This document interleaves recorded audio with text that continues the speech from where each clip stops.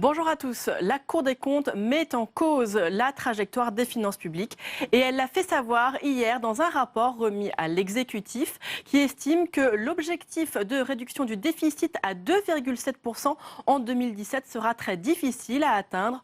En cause, non pas la trajectoire économique prévue par le gouvernement. Selon les magistrats de la rue Cambon, les recettes des administrations publiques seront également au rendez-vous, sauf si le Brexit a des conséquences inattendues. Mais ce qui va poser difficulté, ce sont les nouvelles dépenses annoncées, notamment le nouveau plan d'urgence pour l'emploi, les aides pour les agriculteurs et pour les éleveurs et les nouvelles dépenses du ministère de la Défense dues au nouveau contexte terroriste. Alors hier, François Hollande a déjà réagi à ce rapport et il a réagi avec humour. Il a estimé que la Cour des comptes doute donc elle est et que cela fait donc partie de son essence. Tout de suite donc, retour à l'audition de Didier Migaud, le premier président de la Cour des comptes qui s'est hier exprimé devant les sénateurs. Monsieur le premier président Didier Migaud, monsieur le président, mon cher collègue Alain Milon, mes chers collègues. Les commissions des affaires sociales et des finances sont réunies pour entendre Didier Migaud présenter le rapport annuel de la Cour des comptes sur la situation et les perspectives des finances publiques qui constituent un élément d'information du Parlement important en vue du débat d'orientation des finances publiques qui se tiendra cette année dans les deux assemblées le jeudi 7 juillet. Pour préparer ce débat, nous bénéficierons également du rapport que le gouvernement doit, en application de la loi organique relative aux lois de finances, remettre au Parlement avant le 30 juin, donc avant demain. Nous prendrons également connaissance des communications et rapports d'information préparés par les rapporteurs généraux de nos deux commissions. Puisque j'évoquais la loi organique relative aux lois de finances, je rappelle à tous les collègues que nous retrouverons le premier président au Sénat dès demain après-midi dans le cadre du colloque organisé conjointement par la Cour des comptes et le Sénat et qui est consacré aux 10 ans de la comptabilité générale de l'État. Avant de donner la parole à Didier Migaud, je demande si Alain Milon veut dire un mot. Oui, puisque je suis obligé. Oui, je vais peut-être commencer par une allusion que vont bien comprendre les collègues sénateurs membres de la Commission des affaires sociales en disant « mes chers et excellents collègues », puisque ce matin, on a eu une commission qui a duré extrêmement longtemps et où le terme « excellent » a été utilisé très très souvent. Donc, Monsieur le Premier Président, nous sommes au niveau de la Commission des affaires sociales attentifs à l'ensemble des rapports que vous pouvez faire et particulièrement réceptifs aux conclusions et aux propositions que vous pouvez nous faire. Et je dois vous dire qu'au niveau de la Commission des affaires sociales, nous serions très intéressés pour qu'un jour on puisse voter non pas la loi de financement de la sécurité sociale, mais une loi de finances de la protection sociale. C'est un souhait que nous formulons régulièrement, qui n'est pas encore dans les tuyaux, mais que nous souhaitons voir prochainement dans les tuyaux afin d'avoir une vue d'ensemble sur le financement de la protection sociale sur le territoire. Je veux dire d'ailleurs que je viens d'ouvrir un colloque sur la robotique et sur les soins ambulatoires et que nous serons aussi très attentifs à l'évolution des soins ambulatoires dans le cadre, cette fois, de la loi de financement de la sécurité sociale pour 2017. Mais en attendant, on est là pour écouter votre rapport sur l'état des finances publiques pour 2015 et je vous cède immédiatement la parole, Madame la Présidente, afin que vous puissiez organiser ces débats. Qui va la céder immédiatement à Monsieur le Premier Président Didier Migaud. Merci Madame la Présidente. Madame la Présidente, Monsieur le Président, Monsieur le rapporteur général, Mesdames et Messieurs les sénateurs, je suis comme toujours très heureux d'être auditionné par vos commissions pour vous présenter le rapport que la Cour publie ce matin sur la situation et les perspectives des finances publiques. Alors, comme vous l'avez rappelé, ce rapport est établi conformément à la loi organique pour vous assister dans le cadre du débat d'orientation sur les finances publiques qui doit être organisé prochainement. Or, ce rapport examine les finances publiques françaises à l'aune des objectifs fixés et des engagements qui sont pris par les pouvoirs publics. Le rôle de la Cour, et je veux à nouveau insister sur ce point, c'est d'apprécier les résultats obtenus, de les situer Au regard de ces objectifs et de ces engagements, ce n'est pas la Cour qui détermine les objectifs et les engagements. Alors, ce rapport complète l'analyse des finances publiques qui vous a été présentée à l'occasion de la publication d'autres rapports de la Cour. Je pense notamment au rapport sur le budget de l'État en 2015. Ce rapport le complète puisqu'il concerne l'ensemble des administrations publiques, l'État, mais aussi la sécurité sociale et l'ensemble des administrations publiques locales. Il analyse la trajectoire d'évolution des finances publiques à l'horizon 2019. Il tient compte des travaux du Conseil des finances publiques, notamment sur les prévisions de croissance qui sont associées au programme de stabilité. Alors, pour vous présenter ce rapport, j'ai à mes côtés le président Brier, président de Chambre, qui préside la formation interchambre, chargé de la préparation de ce rapport, Christian Charpy, conseiller maître, contre-rapporteur de ce projet, Éric Dubois, conseiller maître, rapporteur général de ce rapport, Vianney Bourcard, Aurélie Lecourtier, qui sont conseillers référendaires. Or, nous dressons dans ce rapport 3 constats principaux. Premièrement, le mouvement de réduction du déficit public a repris. Mais la situation des finances publiques de la France reste en décalage avec la moyenne de l'Union européenne. Deuxièmement, l'objectif 2016 de réduction du déficit public, plus modeste en 2016 qu'en 2015, est atteignable, en dépit des risques qui pèsent sur les dépenses de l'État et sur les dépenses sociales, sur lesquelles je reviendrai. Troisièmement, en l'état des décisions connues, l'atteinte de l'objectif 2017 est très incertaine et le respect de la trajectoire 2017-2019 des finances publiques peu réaliste. Avant de conclure mon propos, je ferai un rapide point sur les évolutions récentes en matière de gouvernance des finances publiques encadrées par les règles européennes. Et nous avons quelques pistes de recommandations à cet effet. J'en viens au premier constat du rapport. La situation des finances publiques s'est légèrement améliorée en 2015. Nous l'observons, nous le reconnaissons, mais cette situation reste en décalage avec la situation de la plupart des autres pays de l'Union européenne. Interrompu entre 2013 et 2014, le mouvement de réduction du déficit public a repris en 2015. Cette légère amélioration est plus rapide que prévu dans la loi de programmation des finances publiques. Le déficit public, qui devait être de 4,1 points de PIB en 2015, a finalement été de 3,6 points de PIB. La Cour observe toutefois que cette amélioration d'un demi-point de PIB avait déjà été largement acquise en 2014 avec 0,4 points de déficit en moins que programmé. Or, cette amélioration doit en outre être nuancée à plusieurs titres. D'une part, le déficit public reste à un niveau élevé en 2015. La réduction des déficits publics est concentrée sur les collectivités territoriales qui ont significativement infléchi leurs dépenses de fonctionnement de l'ordre de 1% en 2015, après plus de 0,7% en 2014, et diminué de manière marquée leurs dépenses d'investissement pour la seconde année consécutive. Une situation légèrement moins dégradée des comptes sociaux contribue également de manière plus marginale aux résultats. D'autre part, l'amélioration des déficits publics a bénéficié de phénomènes qui ne sont pas forcément récurrents.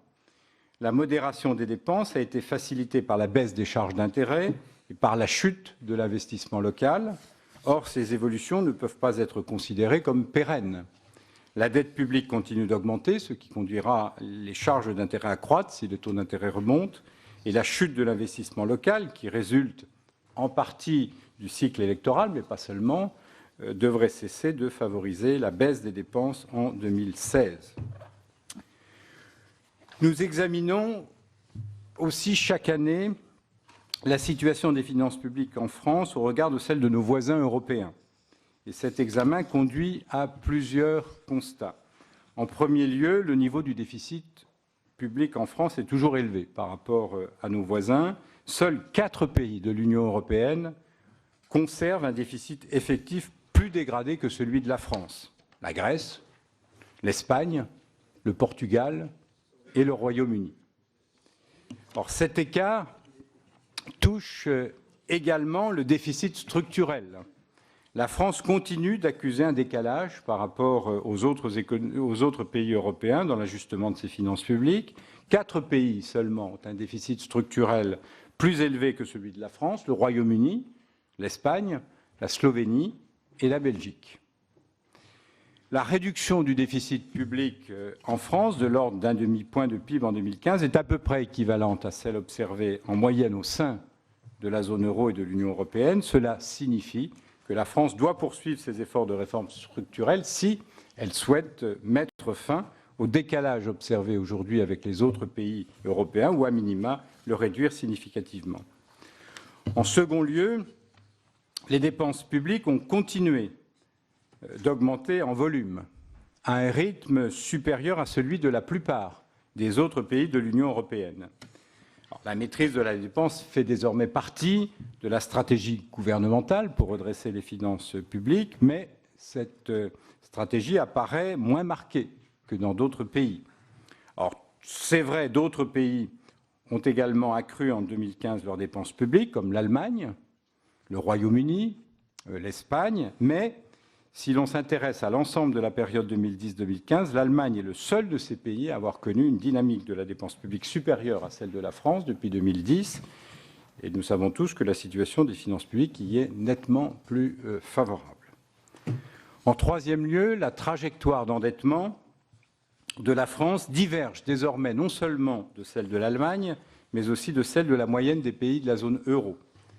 Alors que le poids de la dette publique a diminué, en moyenne, dans la zone euro, moins 1,3 points de PIB, et dans l'Union européenne, moins 1,6 points de PIB, il a continué à augmenter en France de 0,4 points de PIB, malgré une gestion active de la dette. De manière à infléchir la dépense publique, le gouvernement a annoncé un plan de 50 milliards d'économies de dépenses sur la période 2015 à 2017. Or, nous avons examiner la mise en œuvre de ce plan pour 2015. Vous le savez, lors de l'annonce de son plan de 50 milliards d'économies, le gouvernement avait réparti les économies sur les 3 années 2015 à 2017, avec une première tranche de 21 milliards d'économies en 2015, puis 2 tranches de 14 milliards et demi d'économies chacune en 2016 et 2017. Cette répartition a été modifiée progressivement au cours de l'année 2015 jusqu'au programme de stabilité d'avril 2016. Et dans ce document, le montant d'économie a été révisé à la baisse pour 2015 et 2016, l'effort le plus important étant alors reporté sur 2017. La Cour observe que le montant des économies correspond à un effort par rapport à une évolution tendancielle des dépenses publiques. Or, l'examen des hypothèses retenues par le gouvernement révèle qu'elles conduisent à une évaluation plutôt élevée de la croissance tendancielle. Elles comportent, du coup, ces hypothèses, un biais majorant d'autant les économies affichées. Alors, la première tranche d'économies de plus de 18 milliards en 2015 a été examinée dans ce rapport. Nous constatons que l'effort des pouvoirs publics a été réel, mais que le montant d'économie s'élève plutôt à 12 milliards d'euros qu'à 18 milliards d'euros, du fait essentiellement d'une moindre contribution de l'État. Les dépenses de l'État, hors prélèvement sur recettes, hors charges d'intérêt, hors pensions, ont en effet continué d'augmenter de 3,2 milliards d'euros entre 2014 et 2015, alors qu'elles auraient dû diminuer de près de 1 milliard. De surcroît, certaines économies présentées par le gouvernement ne peuvent pas être comptabilisées comme des économies réelles, en particulier le ralentissement de la dépense des programmes d'investissement d'avenir correspond davantage à des décalages de paiement qu'à une vraie économie. En effet, la dépense est reportée dans le temps, mais pas annulée. Les crédits totaux destinés aux PIA affectés aux opérateurs restent en effet inchangés. Au total, l'effort porté sur les dépenses publiques en 2015 a été réel, mais moindre que celui correspondant aux engagements européens. L'effort structurel qui aurait permis de respecter les engagements européens de la France est de 0,5 point de PIB par an. Or, l'effort structurel, tel qu'il est d'ailleurs évalué par le gouvernement, est de 0,3 point de PIB hors charge d'intérêt, avec la croissance potentielle retenue par le gouvernement. On sait que cette estimation de la croissance potentielle est plutôt élevée, notamment au regard des estimations des organisations internationales. Si on prend les hypothèses des organisations internationales, l'effort structurel serait même inférieur à celui affiché par le gouvernement. Il serait plutôt de l'ordre de 0,2 points. L'objectif 2016 de réduction du déficit public est plus modeste en 2016 qu'en 2015. Il est atteignable en dépit des risques qui pèsent sur les dépenses de l'État et sur les dépenses sociales, et c'est le deuxième constat de la Cour. Dans la loi de programmation des finances publiques de décembre 2014, le déficit public prévu pour 2016 était de 3,6 points de PIB. Dans le programme de stabilité d'avril 2016, transmis par le gouvernement à la Commission européenne, cette prévision a été abaissée à 3,3% du PIB. Les résultats meilleurs que prévus en 2014 et en 2015, associés à une conjoncture économique orientée plus favorablement, sous réserve d'effets possibles du résultat du référendum au Royaume-Uni, permettent ainsi d'envisager une situation financière un peu améliorée en 2016, toujours bien évidemment sous réserve d'effets possibles du résultat du référendum. Or, les risques apparaissent limités sur les prélèvements obligatoires. La prévision de recettes repose sur un scénario de croissance du PIB et d'inflation jugé réaliste par le Haut Conseil des finances publiques dans son avis sur le programme de stabilité d'avril 2016. Les indicateurs de conjoncture publiés depuis cet avis le confortent, toujours bien évidemment sous réserve des conséquences désormais possibles du Brexit. Les recettes publiques apparaissent correctement calibrées. Elles devraient progresser en 2016 au rythme d'une croissance économique plutôt en amélioration par rapport à 2015, comme le retient la prévision du gouvernement, toujours sous réserve, bien évidemment, des conséquences éventuelles du Brexit. Alors, si le scénario relatif aux recettes publiques apparaît relativement prudent, la trajectoire de déficit ne saura être durablement respectée sans une maîtrise rigoureuse des dépenses. Et des tensions fortes existent, notamment en ce qui concerne l'évolution des dépenses de l'État. Elles sont plus importantes, ces tensions, en 2016 qu'en 2015. Les risques de dépassement pourraient représenter en 2016 entre 3,2 et 6,4 milliards d'euros, contre des risques que nous avions estimés à la même époque l'année dernière entre 1,8 et 4,3. Ces dépassements sont avant tout liés aux annonces de mesures nouvelles et aux sous-budgétisations. Les annonces nouvelles recensées par la Cour pourraient conduire à accroître les dépenses de l'État de 2,5 milliards. Cet accroissement serait principalement le fait du plan d'urgence pour l'emploi, des aides accordées aux agriculteurs et aux éleveurs, de la hausse également des dépenses du ministère de la Défense. Les sous-budgétisations représenteraient de l'ordre de 2 milliards d'euros en 2016, un ordre de grandeur comparable à celui observé en 2015. Les sous-budgétisations, malheureusement, sont récurrentes. Elles concernent toujours, d'ailleurs, les mêmes missions: défense, travail et emploi, solidarité, insertion, égalité des chances. Alors, nous rappelons que ces sous-budgétisations nuisent à la sincérité du vote du Parlement sur la loi de finances et qu'elles rognent, dès le début de l'année, les marges de manœuvre nécessaires pour mieux maîtriser l'exécution de la dépense budgétaire. Par ailleurs, la masse salariale de l'État, hors contribution aux caisses pensions, devrait progresser de 1 à 1,5 en 2016 contre 0,4 en 2015. Et il faut remonter à 2007 pour retrouver un tel rythme d'évolution. Les trois facteurs qui avaient permis de modérer la masse salariale de l'État depuis près de 10 ans contribuent maintenant à cette amélioration, à cette accélération.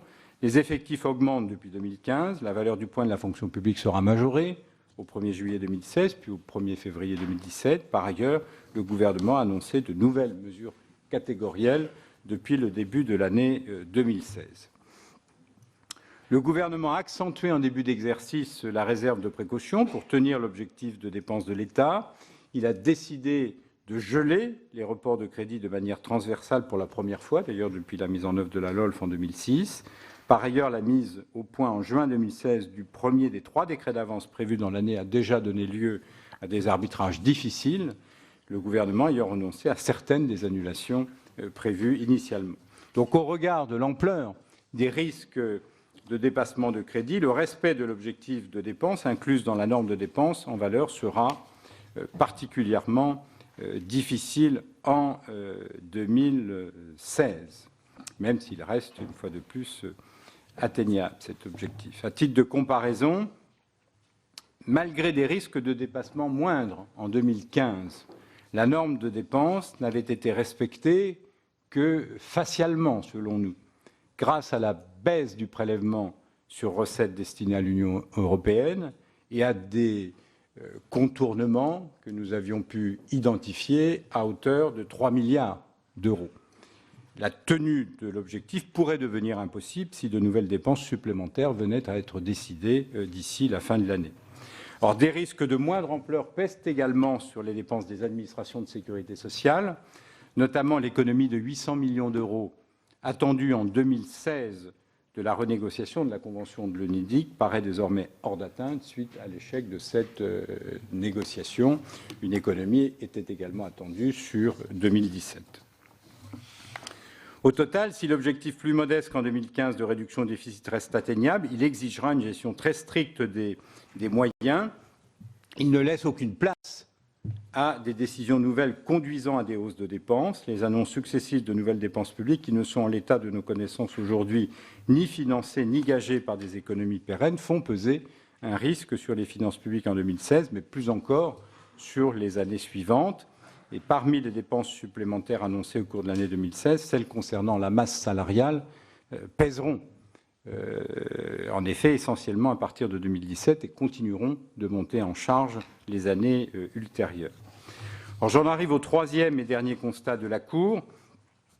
En l'état des décisions connues, l'atteinte de l'objectif 2017 est très incertaine et le respect de la trajectoire 2017-2019 des finances publiques peu réaliste au regard des nouveaux engagements pris.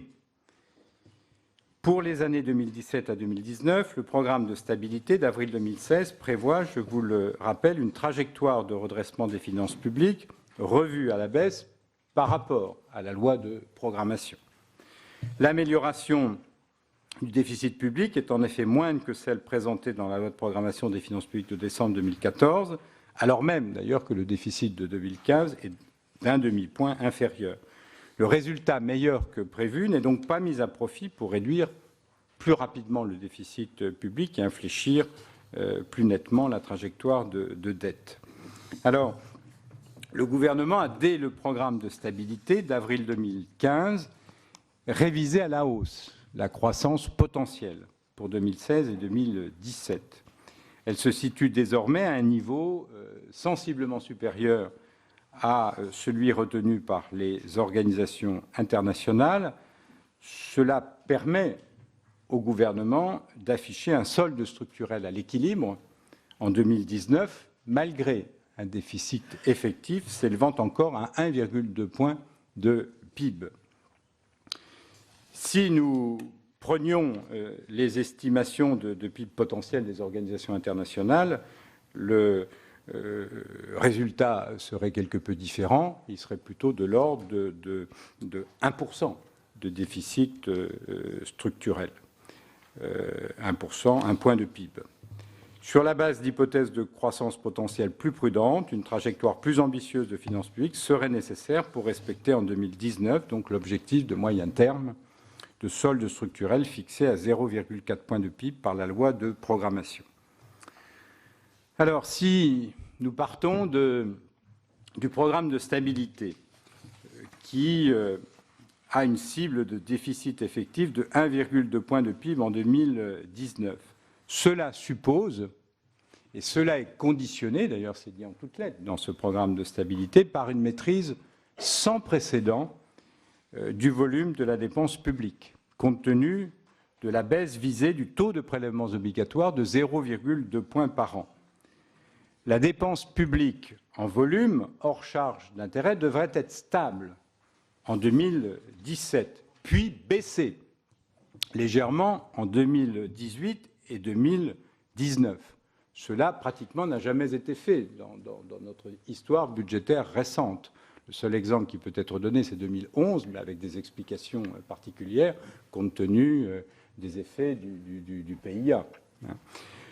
Cela, donc, implique un effort accru par rapport à la période récente, puisque nous sommes actuellement sur un rythme d'augmentation en volume de la dépense supérieur à 1%.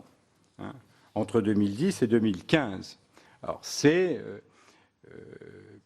une augmentation en volume, mais une augmentation qui est moins importante que celle qui pouvait exister entre 2000 et 2009, puisque l'augmentation de la dépense entre 2000 et 2009 était de l'ordre de 2,6%. Donc, nous avons un ralentissement de l'augmentation de la dépense, mais pour que l'objectif inscrit dans le programme de stabilité soit respecté, il faut encore aller au-delà. Et on voit que c'est déjà difficile avec 1%. Bon, donc à 0%, c'est encore plus difficile. Et puis, pour le moment, le gouvernement ne présente pas de réformes nouvelles qui permettent d'appuyer, je dirais, les objectifs qu'il affiche en termes de maîtrise de la dépense. Au contraire, ont été ajoutés un certain nombre de dépenses supplémentaires. La hausse programmée des dépenses militaires, les mesures annoncées en début d'année, la modération de l'effort demandé aux communes et aux intercommunalités, la progression de la masse salariale vont pousser les dépenses à la hausse, à hauteur d'environ 0,3 points de PIB, c'est de l'ordre de 6 milliards d'euros. Donc vous voyez, il faut déjà faire un effort par rapport à la situation actuelle pour respecter l'engagement, et il faut en ajouter d'autres compte tenu, je dirais, de nouvelles dépenses qui ont été annoncées depuis le début de l'année. En particulier, la masse salariale des administrations, qui représente près du quart des dépenses publiques, augmentera dès 2017 à un rythme marquant une rupture forte avec les évolutions constatées depuis 10 ans. Aucun des trois leviers dont j'ai parlé tout à l'heure, stabilité des effectifs, gel du point et limitation des mesures catégorielles, ne sera actif pour les années à venir. Et de ce fait, la masse salariale de l'État pourrait progresser en 2017 à un rythme supérieur à celui enregistré au total sur l'ensemble de la période 2009-2015, soit supérieur à 2%. La réforme des grilles salariales négociées dans le cadre du protocole parcours professionnel, carrière et rémunération va entraîner également une hausse des dépenses de personnel. Sa montée en charge, j'avais eu l'occasion de vous le présenter ici, d'ailleurs dans cette salle, représenterait à l'horizon 2020 entre 2 et 2,5 milliards d'euros pour la seule fonction publique d'État et entre 3,5 milliards et 4,5 milliards pour l'ensemble des composantes de la fonction publique. Les travaux donc de la Cour montrent que les risques pesant sur la réalisation de cette trajectoire sont importants. Et pour atteindre la cible du programme de stabilité, les mesures annoncées dans le cadre du plan d'économie à 50 milliards devraient effectivement être mises en œuvre et puis comporter un certain nombre de mesures supplémentaires qui, pour le moment, ne sont pas documentées. Avant de conclure, quelques mots sur la gouvernance des finances publiques. Vous le savez, la crise financière de 2008 puis celle des dettes souveraines ont conduit les États membres de l'Union européenne, en particulier ceux de la zone euro, à revoir leur gouvernance budgétaire. Plusieurs textes sont intervenus. Ces textes prévoient 3 innovations. Une règle d'équilibre structurel, l'instauration d'un mécanisme de correction automatique et puis la création d'institutions budgétaires indépendantes. Alors, nous avons regardé l'application de ces textes. Les textes européens imposent désormais la fixation d'un objectif d'équilibre de moyen terme défini en termes structurels, qui ne peut pas être supérieur à 0,5 point de PIB. Le pilotage de la politique budgétaire à partir d'un objectif de solde structurel plutôt que nominal est dans son principe souhaitable. Il permet de limiter le risque d'une politique budgétaire trop relâchée en période de croissance forte ou trop rigoureuse en période de récession. Il permet aussi de refaire de la politique budgétaire un instrument contracyclique. Alors cet objectif est inscrit dans les lois de programmation des finances publiques en France, mais ces objectifs sont révisables à tout moment, et ces objectifs ne lient pas d'ailleurs le législateur. On le constate d'ailleurs à partir du mécanisme de correction automatique qui impose une correction en cas de déviation significative de la trajectoire. Il n'a pas fonctionné en 2014 alors qu'il avait été déclenché, mais le gouvernement à l'époque, c'est un choix politique, plutôt que de revenir sur la trajectoire de finances publiques de la loi de programmation alors en vigueur, le gouvernement a fait le choix de modifier en fait la trajectoire de finances publiques en présentant une nouvelle loi de programmation pluriannuelle. Alors, ont été créés aussi des comités budgétaires indépendants. En France, c'est le Haut Conseil des finances publiques. Ce que constatent les organisations internationales qui auscultent les comptes des différents pays, c'est que la présence de ces institutions ont incité les pouvoirs publics à être plus prudents en matière d'hypothèses macroéconomiques et en matière d'estimation des recettes publiques, qui sont bien évidemment un élément clé pour le respect des trajectoires de solde. Alors nous pensons que quelques améliorations peuvent encore être faites pour renforcer la gouvernance des finances publiques.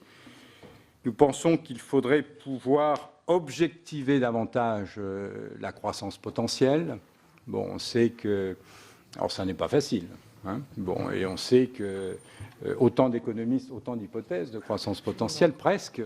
Bon, mais il pourrait être intéressant quand même d'essayer de se rapprocher et de rapprocher des hypothèses de travail. Lorsque les hypothèses de croissance potentielle sont révisées, il conviendrait aussi vraisemblablement que les comités budgétaires indépendants qui ont été mis en place puissent être consultés, exprimer leur avis. Nous constatons que le programme de stabilité annuel est devenu en fait la pierre angulaire du dialogue avec l'Union européenne, à bien des égards plus structurant d'ailleurs que les lois de programmation pluriannuelle, et que cette élaboration du programme de stabilité donne lieu à un examen plutôt limité au niveau du Parlement, comme d'ailleurs du Haut Conseil des finances publiques, qui est censé éclairer le point de vue du Parlement. Il conviendrait peut-être de donner plus de solennité à l'approbation des programmes de stabilité. Enfin, les règles européennes de gouvernance pourraient être simplifiées.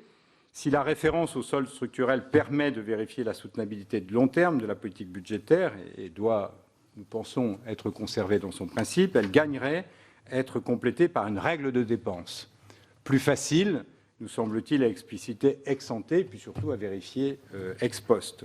Une telle règle pourrait prendre la forme d'un objectif de dépense décliné annuellement pour l'ensemble des administrations publiques, fixé en euros courants, en fonction, le cas échéant, d'une cible de solde structurel compatible avec le respect de l'objectif structurel de moyen terme.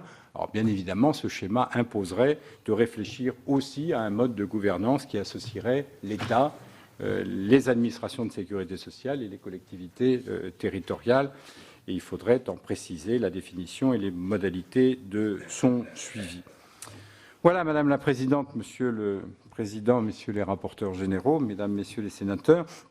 Je veux conclure en rappelant que la Cour reconnaît, ne méconnaît pas en tout cas, les efforts réalisés ces dernières années par les pouvoirs publics pour procéder au redressement des finances publiques. Pour autant, nous redoutons que l'amélioration de la conjoncture, si elle se confirme, conduisent une nouvelle fois à interrompre ce mouvement. Et les travaux de la Cour, en mettant notamment en lumière les expériences de nos voisins européens, montrent au contraire que l'effort structurel ne doit pas être relâché au moment où les pouvoirs publics bénéficient d'une conjoncture économique plus favorable et de taux extrêmement bas. Les ajustements structurels des finances publiques, qui doivent intervenir dans des phases de conjoncture moins favorables, sont le plus souvent encore plus douloureux, d'où l'intérêt de les faire dans des périodes où l'économie est plus clémente. En dépit des progrès réalisés dans la période récente, la politique de maîtrise de la dépense menée jusqu'à présent a en fait davantage visé à la contenir plutôt qu'à la réduire. Et les résultats ne sont pas complètement au rendez-vous. Alors que les travaux des juridictions financières soulignent les marges d'efficacité et d'efficience de l'action publique dans notre pays. Nous mettons toujours en avant le décalage qu'il peut y avoir entre le niveau de dépenses publiques et les résultats de l'action publique et des politiques publiques. Donc faire des choix explicites, s'attaquer aux principales sources d'inefficacité, d'inefficience de la dépense, réexaminer les missions des administrations publiques prises dans leur ensemble, mieux cibler les dépenses d'intervention. Bon, tout cela pourrait vraisemblablement aider à mieux maîtriser les dépenses publiques tout en permettant l'affirmation des priorités politiques voulues par les pouvoirs publics. Voilà, Madame la Présidente, Monsieur le Président, quelques mots d'introduction que je souhaitais exprimer. Je vous remercie de votre attention et nous sommes à votre disposition pour répondre à des questions, si vous le souhaitez. Merci. Bien évidemment, il y aura des questions. Peut-être allons-nous commencer par le rapporteur général de la Commission des finances et ensuite le rapporteur général de la Commission des affaires sociales, donc Albéric de Montgolfier en premier lieu. Merci, Madame la Présidente. Messieurs les Présidents, mes chers collègues, tout d'abord, l'analyse de la Cour rejoint, j'allais dire malheureusement, celle de la Commission des finances concernant, bien sûr, 2015 et les craintes concernant la perspective pour les années 2017 à 2019.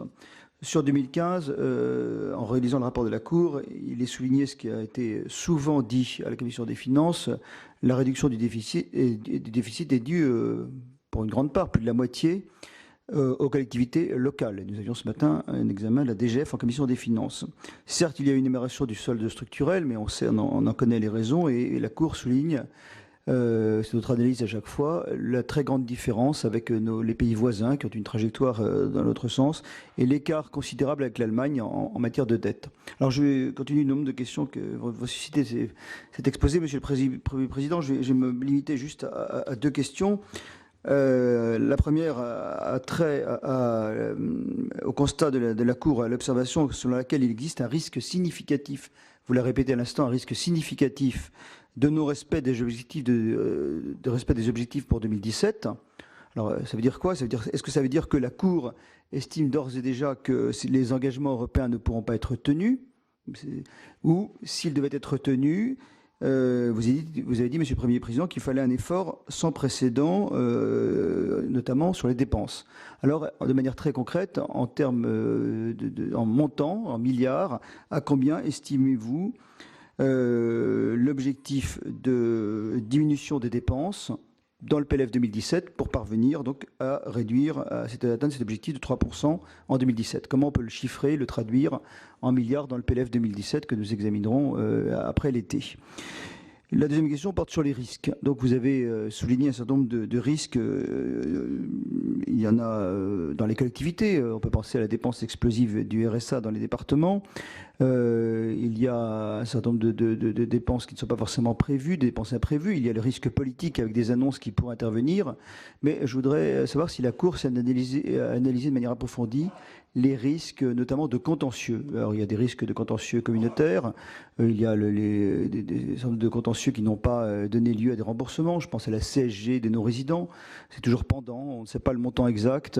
Il y a des contentieux communautaires en cours, et donc des risques parfois importants, et évidemment avec un risque supplémentaire qui est sans doute autant politique que financier et budgétaire, qui est évidemment le risque du Brexit, Donc il est peut-être sans doute trop tôt.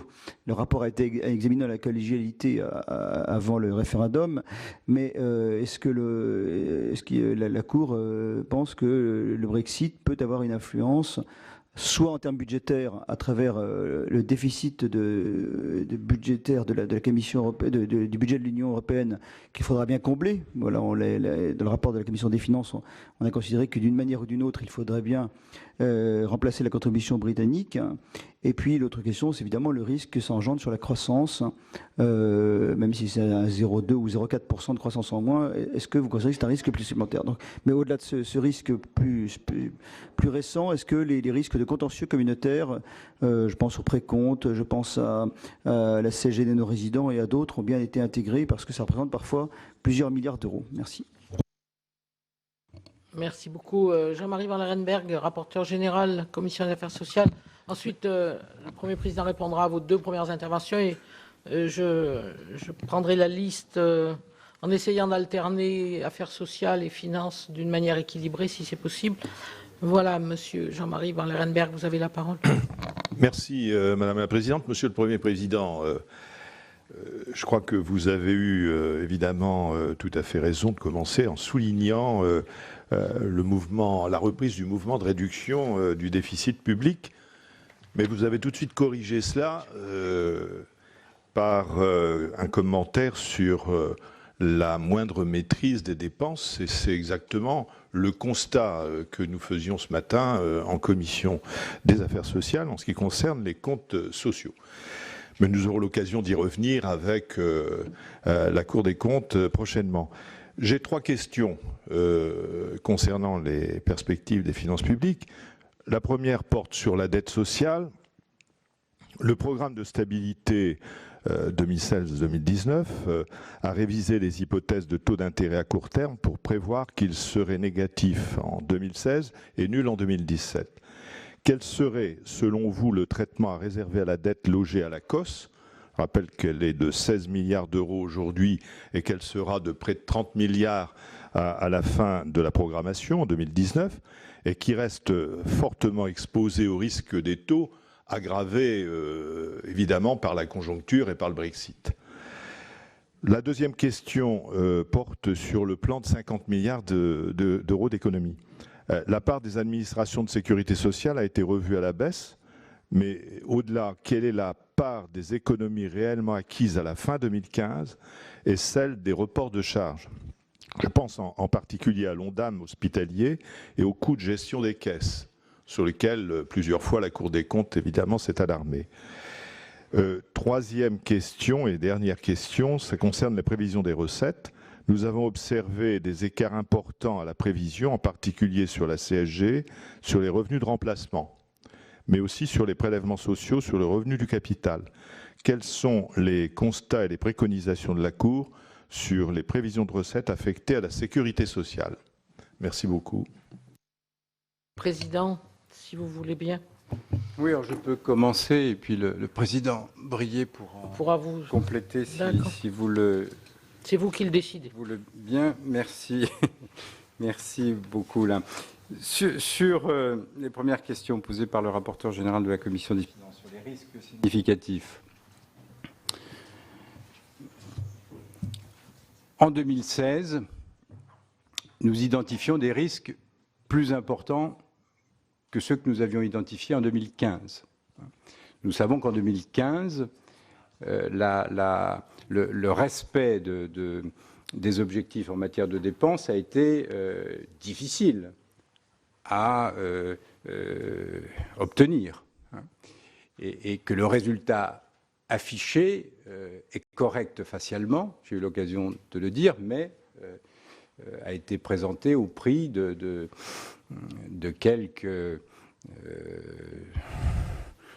quelques exercices particuliers, notamment quelques contournements par rapport aux règles budgétaires classiques que nous avions identifiées à hauteur de 3 milliards. Et bon, nous ne retrouvions pas dans les chiffres présentés par le gouvernement.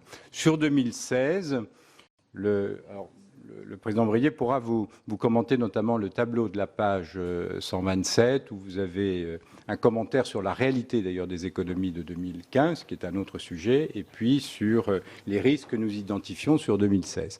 Les risques que nous identifions sur 2016 nous apparaissent plus forts qu'en 2015, donc du coup, nous invitons bien évidemment le gouvernement à être extrêmement vigilant sur le sujet maîtrise de la dépense.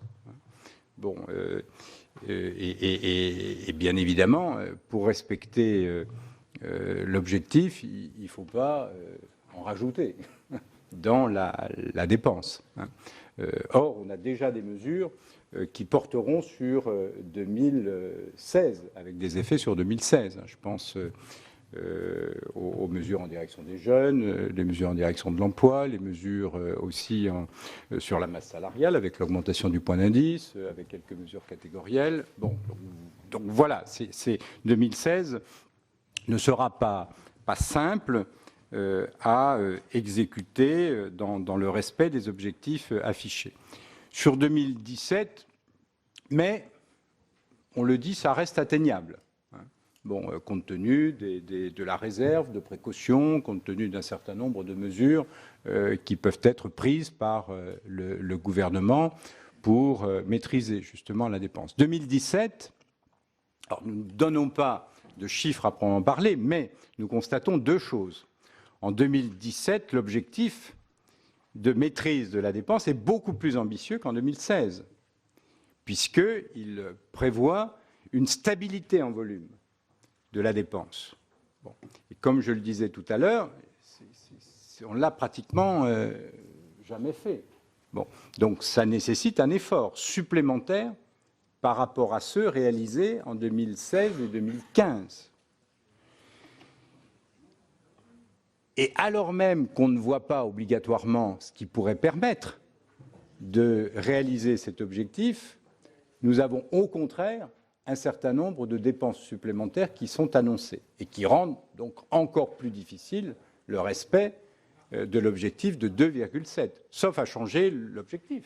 Bon, mais pour le moment, nous sommes à un objectif de 2,7 et déjà nous constatons qu'il est plus difficile à atteindre que ceux fixés en 2016 et 2015 et qu'on en a rajouté dans les dépenses sans pour le moment gager ces dépenses supplémentaires. Donc voilà. Et par rapport à la stabilité en volume de la dépense publique en 2017 sur lesquels le gouvernement s'engage, ce que nous disons, c'est que tout ce qui est mis sur la table en plus correspond à peu près à 0,3 points de PIB, hein, donc de l'ordre de 6 milliards d'euros. Bon, donc voilà un peu les ordres de grandeur. Hein.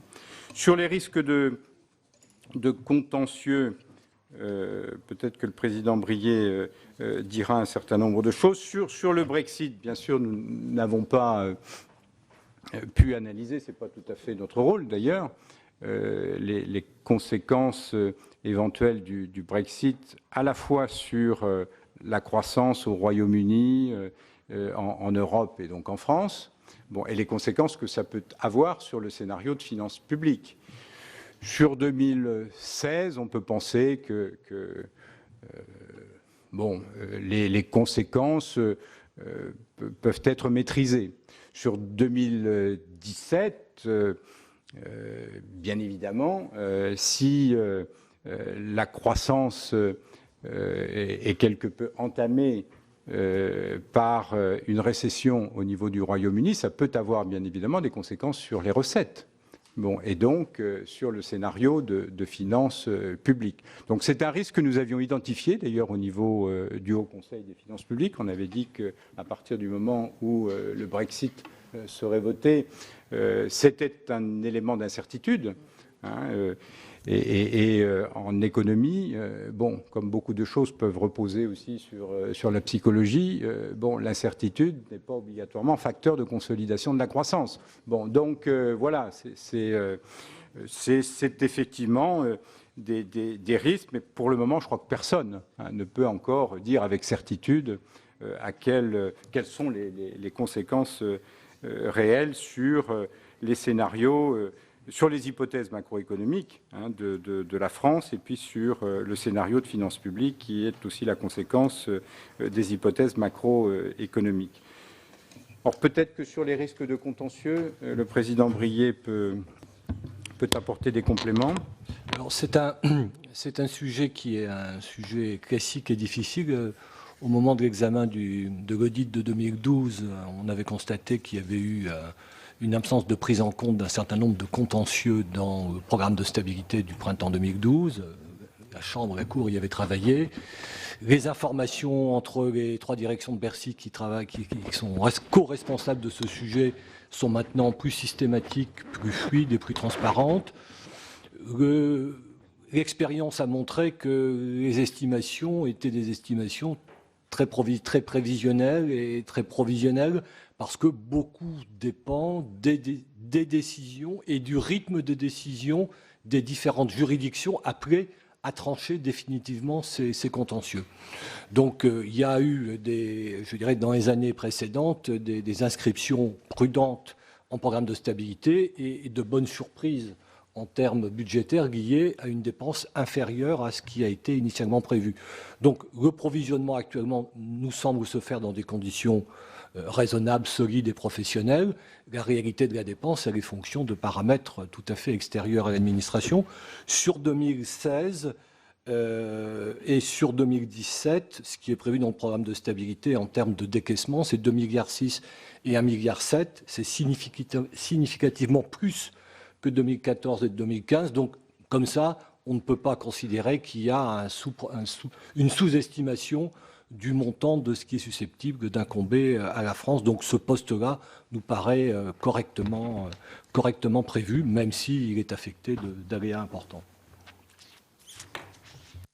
Sur la dette sociale, puis peut-être que le président Brier pourra compléter sur les 50 milliards d'euros d'économie et puis sur les prévisions de recettes. Mais sur la dette sociale, nous aurons l'occasion, bien sûr, d'y revenir au moment de la présentation du rapport sur la loi d'exécution de la sécurité sociale, et puis vraisemblablement de rappeler que l'existence d'une dette sociale est en soi une anomalie, parce que ça traduit l'accumulation de déficits sociaux qu'aucun de nos voisins n'accepte à ces niveaux et dans la durée, puisque ça consiste à reporter sur les générations suivantes le financement de simples dépenses de transfert. Bon. Donc c'est pourquoi la Cour a toujours attaché une grande importance à la trajectoire de retour à l'équilibre des comptes de la sécurité sociale, dont l'horizon avait été initialement fixé à 2017 et s'est décalé aujourd'hui au-delà de 2019, en l'état actuel d'ailleurs des projections de loi de financement de la sécurité sociale. Donc nous sommes préoccupés par la persistance d'une dette sociale. Nous recommandons que son amortissement intervienne au plus vite. Alors cet amortissement, vous savez, c'est l'objet de la CADES qui aura saturé fin 2016 sa capacité de reprise de dette pour un amortissement complet prévu à l'horizon 2024. Dans ces conditions, la dette portée par la dette résiduelle qui est portée par la COS, c'est près de 16 milliards fin 2016, potentiellement 30 milliards fin 2019, selon la trajectoire de solde du régime général et du FSV, ne peut pas être prise par la CADES sans nouvelles dispositions législatives, vous le savez, et sans y associer des ressources nouvelles, permettant son amortissement complet au terme prévu. Donc voilà, nous avons recommandé déjà dans le passé l'organisation de la reprise par la CADES des dettes constituées à la COS, en prévoyant bien sûr les recettes nécessaires à l'amortissement complet de la dette sociale à son terme prévu.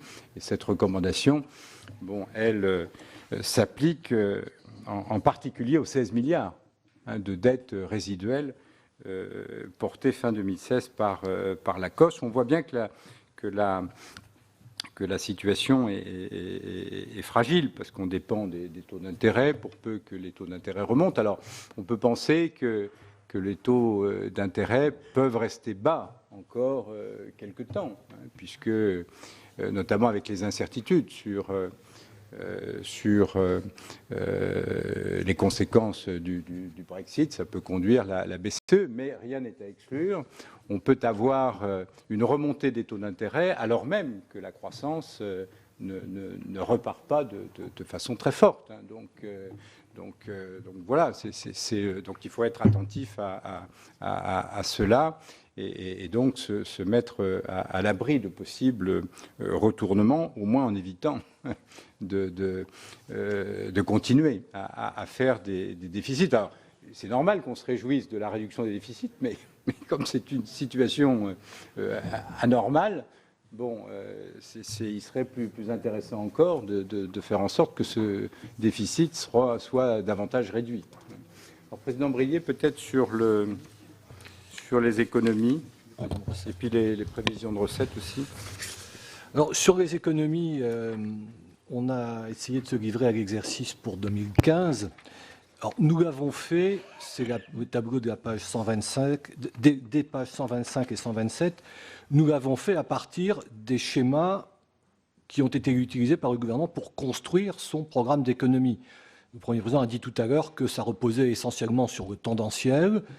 Ce tendanciel, nous avons tendance, c'est le cas de le dire, à considérer qu'il est parfois jugé ou estimé à un niveau élevé, s'agissant des dépenses d'investissement, s'agissant des dépenses de masse salariale, de révaluation de la valeur du point, s'agissant de l'Ondam, mais nous l'avons pris tel que, et sur la base des modalités de calcul du programme d'économie, nous avons essayé de comparer, d'estimer le réalisé par rapport à ce programme visé.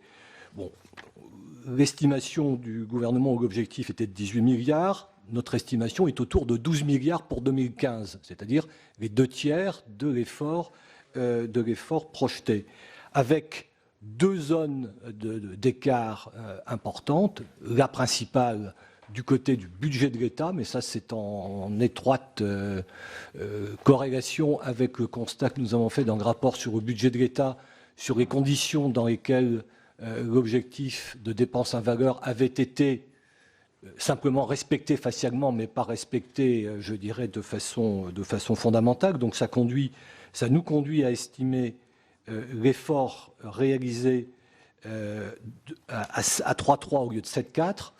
On a considéré que le décalage des crédits du PIA était un décalage et pas une économie, puisque la dépense sera reportée une année plus tard, donc ce n'est pas une vraie économie pérenne, c'est un report dans le temps de cette dépense. Et donc ça fait 5 milliards d'écart entre l'objectif et la réalisation côté État. Pour ce qui est de la sécurité sociale, c'est le tableau de la page 125. Alors, les choses sont assez simples du côté de l'UNEDIC. Elles le sont du côté de l'Ondam, qui est respecté. En revanche, il y a une zone, je dirais, de relative opacité qui subsiste s'agissant des économies autres dans le champ sécurité sociale, puisqu'il y avait diverses mesures estimées globalement à 2,6 milliards par le gouvernement, mais dont le détail analytique n'a pas été précisé, n'a pas été fourni, et pas davantage dans le programme de stabilité d'avril que précédemment. Donc, nous avons essayé de reconstituer, à partir d'un certain nombre d'éléments disponibles, l'impact qu'ont pu avoir ces différentes mesures dans le champ du régime général de sécurité sociale, et ça aboutit au tableau de la page 125, qui permet d'estimer ou d'identifier de manière incontestable 1,6 milliard d'économies, alors que ce qu'il fallait expliquer pour arriver à la cible du programme présenté par les pouvoirs publics était 2,6 milliards, donc un écart d'1 milliard du côté de la sécurité sociale. Donc 1 milliard du côté de la sécurité sociale, 5 milliards du côté de l'État, du côté des collectivités locales, je dirais, d'une certaine manière, par principe, la baisse de la dotation globale était considérée par le gouvernement comme à soi seul réalisant l'économie visée, quel qu'en soit l'impact sur les collectivités territoriales au cours de l'année déterminée. Donc voilà, un impact mesuré de l'ordre de 2/3 de l'impact visé, objectif, sur des modalités qui sont des modalités fragiles et conventionnelles. Et donc, si on regarde cette fois-ci l'effort structurel en dépenses, qui est quelque chose de plus objectivable, en quelque sorte, puisque ça compare un résultat de dépenses en volume, une évolution de dépenses en volume par rapport à une évolution de la croissance. L'effort structurel réalisé, le gouvernement l'estime à 0,4. Si on enlève la charge d'intérêt qui ne correspond pas à proprement parler à un effort, mais à une économie de constatation, on est à 0,3. Et si on recalcule cet effort en fonction de la croissance potentielle des organisations internationales et pas celle du gouvernement, on arrive à 0,2. Donc, un effort structurel en dépenses, un effort réel, mais un effort inférieur à celui qui serait nécessaire si l'on voulait la règle des 0,5 et celle qui est utilisée à Bruxelles pour le pilotage à moyen terme des finances publiques. Sur les recettes sécurité sociale, la question de M. Van Ehrenberg, bon, c'est vrai que la Cour relève depuis quelque temps un certain nombre d'écarts entre les prévisions de recettes et les réalisations du côté du régime général de sécurité sociale. Il y a manifestement une somme de petits écarts qui vont plutôt dans le même sens, qui affectent des fractions de recettes, une partie de recettes de CSG. Ça mérite, nous n'avons pas de diagnostic préétabli ou critique sur le sujet, c'est de notre point de vue un point d'attention incontestable. Merci beaucoup, Monsieur le Président Brillet. Pour cette première séquence, donc merci. Les collègues suivants sont inscrits: Vincent Delahaye, Laurence Cohen, François Patria, Éric Doligé, Marc Laménie, Serge Dassault, Richard Yung, André Gattolin et François Marc. Donc j'ai donné la parole à Vincent Delahaye en premier lieu et donc Laurence Cohen ensuite. Oui, merci Madame la Présidente. Monsieur le Premier Président, j'avoue que j'apprécie particulièrement vos rapports et analyses qui sont toujours très percutants et pertinents. Et je vous remercie d'avoir noté ce que l'on dénonce depuis quand même pas mal de temps, c'est-à-dire que la réduction du déficit est due, en tout cas pour 2015, vous avez dit, pour près des 2/3 aux collectivités locales. Je crois que c'est quand même quelque chose que le rapporteur général avait souligné tout à l'heure, mais je pense qu'il faut le rappeler. Alors, moi j'ai deux questions. Vous avez beaucoup d'interrogations sur la croissance potentielle, visiblement très optimiste, qui est retenue, puisqu'elle est supérieure à toutes les moyennes des dernières années, très largement. Est-ce qu'on ne pourrait pas sortir comme de ce débat sur la croissance potentielle, sur les économies tendancielles? Moi, j'avoue que ça complique très sérieusement les discussions autour des finances publiques. Et est-ce qu'on ne pourrait pas parler vraiment d'économie réelle et pas d'économie tendancielle? Parce qu'au bout d'un moment, je trouve ça un peu pénible et très difficile à expliquer à l'homme de la rue ou à la femme de la rue. Donc, j'avoue que si on pouvait sortir de cela, est-ce que vous croyez que c'est réaliste de pouvoir sortir de ce débat que l'on a? La deuxième question, c'est sur les économies réelles que vous avez constatées en 2015. Vous êtes venu en commission des finances il y a 15 jours, vous nous avez présenté un rapport sur la situation 2015 de l'État qui était très bien. Et à l'époque, vous, sur les 7,4 milliards qui étaient annoncés initialement par le gouvernement, vous annonciez 1,7 milliard constaté. Et là, vous passez à 3,3 milliards. Donc en 15 jours, on est passé d'1,7 milliard à 3,3 milliards. Je ne sais pas trop comment on a fait. Voilà. Merci à Vincent Delahaye. Laurence Cohen, ensuite François Patria. Oui, merci. Effectivement, les rapports de la Cour des comptes sont toujours une mine d'informations précieuses. Moi, je voudrais d'abord faire une remarque qui rejoint d'ailleurs ce que j'ai fait à la Commission des affaires sociales. Vous avez beaucoup parlé effectivement concernant la maîtrise des dépenses publiques, de l'effort important qui a été demandé aux collectivités, et ça a été redit par notre collègue. Mais je pense que quand on parle évidemment d'économie, on parle aussi de risques sur les politiques sociales qui sont menées. Donc les politiques sociales, notamment sur les plus fragiles, parce que derrière ces chiffres, il y a de l'humain. Donc je voulais souligner ça. Et d'ailleurs, comme exemple, à un moment donné, vous parlez de l'échec de la négociation sur une nouvelle convention d'assurance chômage qui aurait dû normalement rapporter à peu près 800 millions d'euros, si je ne me trompe pas. Ça voulait dire quand même que tous les syndicats réunis demandaient une augmentation seulement de 0,5%. Donc on voit que l'échec des négociations et quand même sur une base qui va encore affaiblir les plus fragiles. Ça, c'était donc ma remarque. Ma question, c'est donc, j'aimerais bien avoir des précisions sur le fait, je pense plutôt que on doit parler évidemment de la réduction des dépenses, mais que du coup se pose la question des limites de la politique de réduction des dépenses, puisqu'elle impacte sur les politiques sociales, donc sur les besoins de nos concitoyens. Et je pense que ça pose la question, alors on a des désaccords ici ensemble, mais je pense que ça pose de manière très forte la question de nouvelles recettes.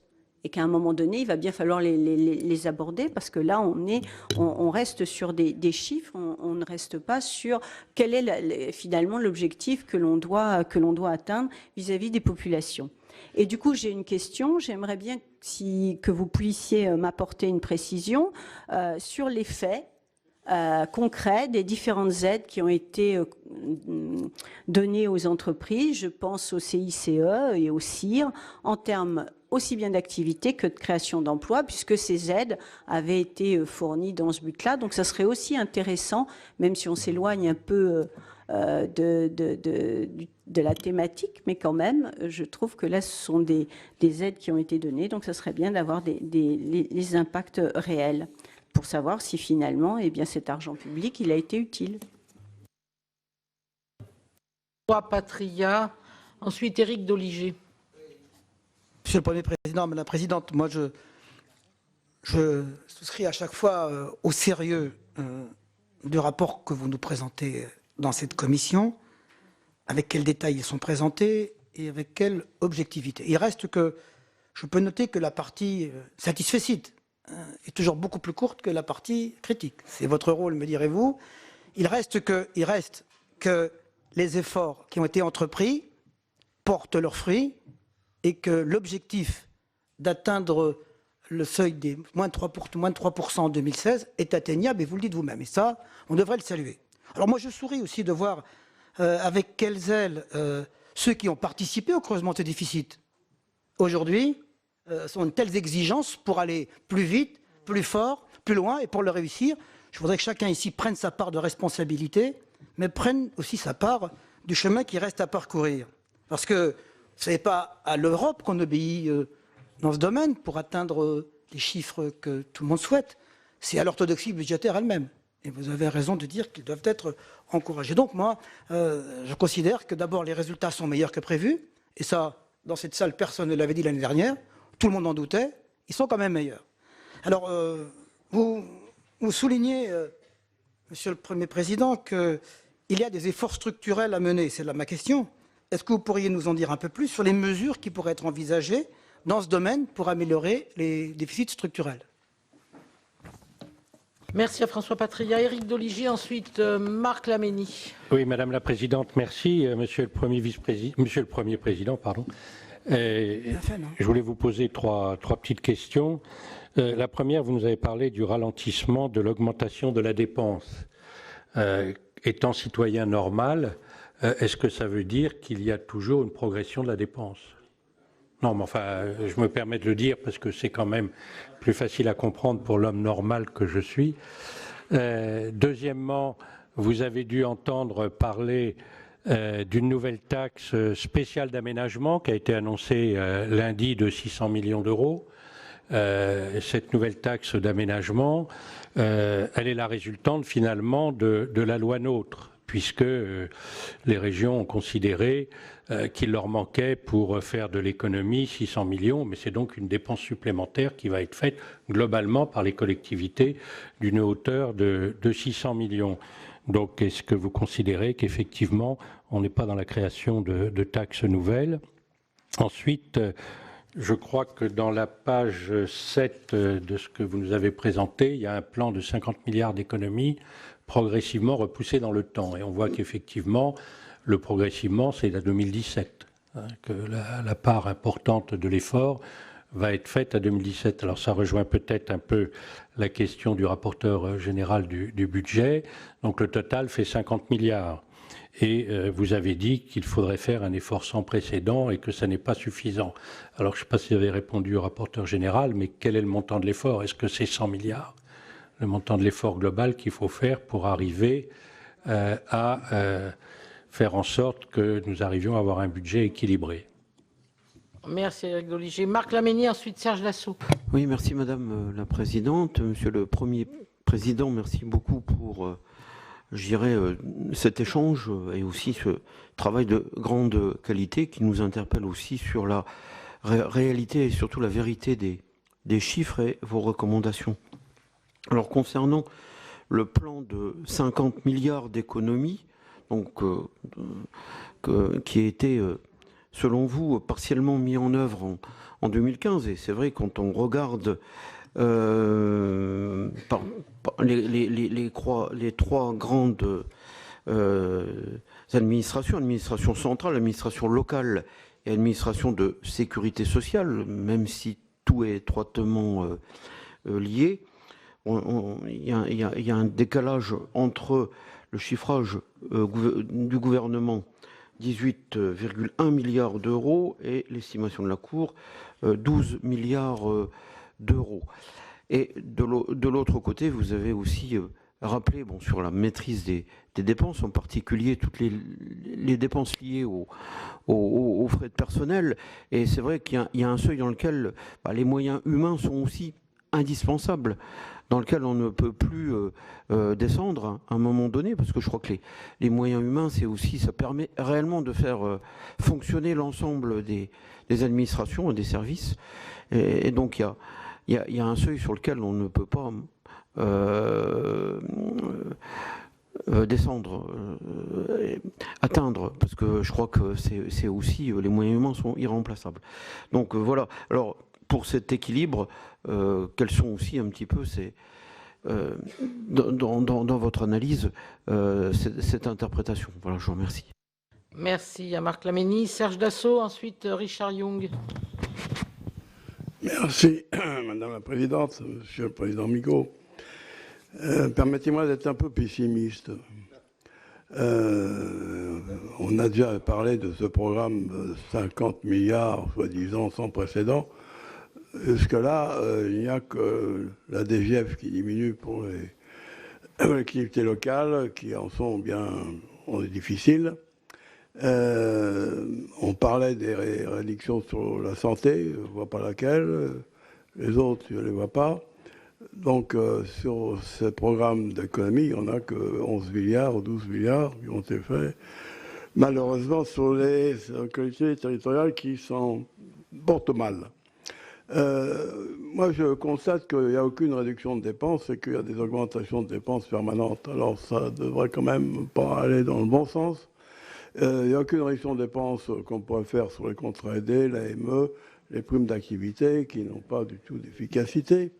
Et l'augmentation des dépenses est permanente et en particulier, le gouvernement, dans sa bonne volonté électorale, réduit les dépenses d'impôts des moins favorisés, c'est très gentil pour eux, mais ça fait quand même aussi quelques milliards de moins pour les recettes et quelques milliards de plus pour le déficit.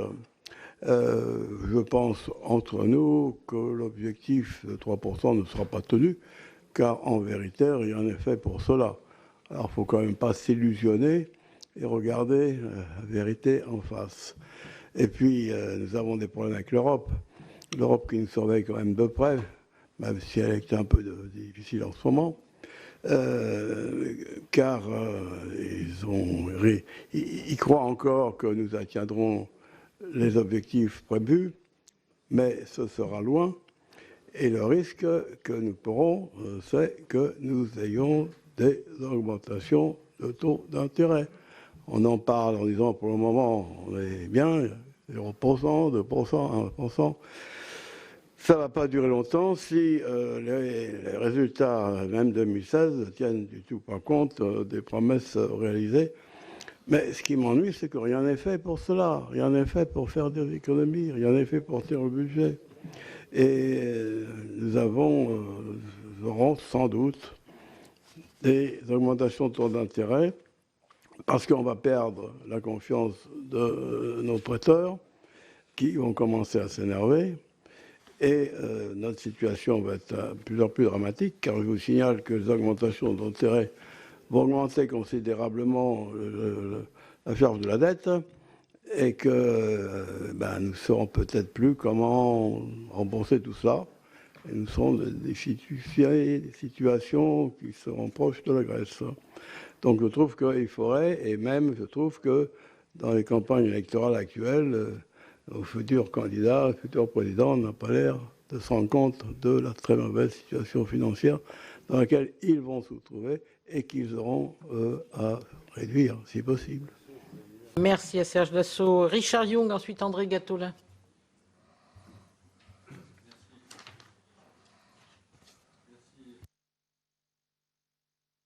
Pardon, excusez-moi.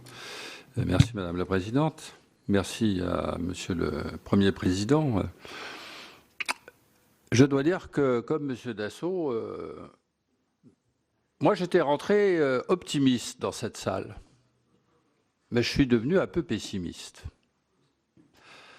Je ne sais pas si vous m'avez convaincu, mais j'étais optimiste parce que je me suis dit, au fond, on a une croissance qui repart, on est à 1,6, on peut espérer, ou on pouvait espérer avant la crise européenne, avoir un peu mieux en 2017.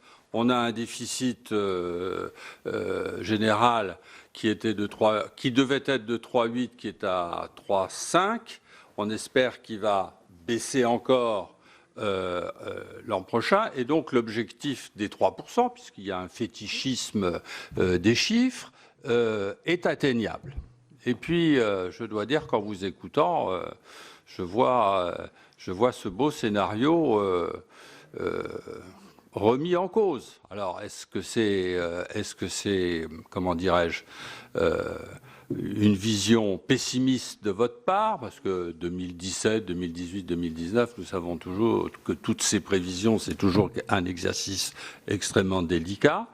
Et je pense que on est quand même sur une voie de rétablissement. Voilà, c'est ça le sentiment que j'ai, ce sentiment qu'on peut diffuser.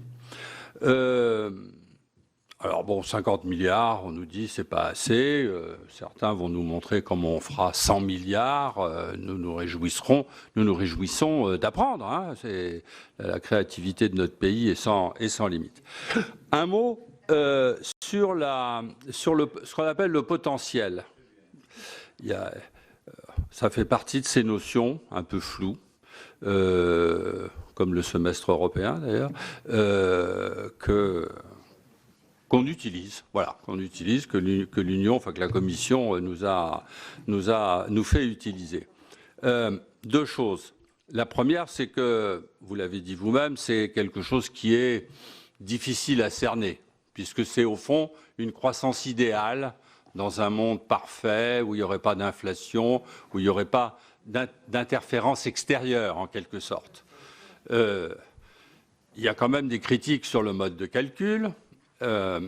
Plusieurs critiques, en particulier sur le fait que dans la méthode qui est utilisée, et c'est pas ce que je dis n'est pas une critique, si j'ose dire, de la Cour, parce qu'on applique une méthodologie européenne. Donc là, mais cette méthodologie européenne, elle ne prend en compte que 2 années passées.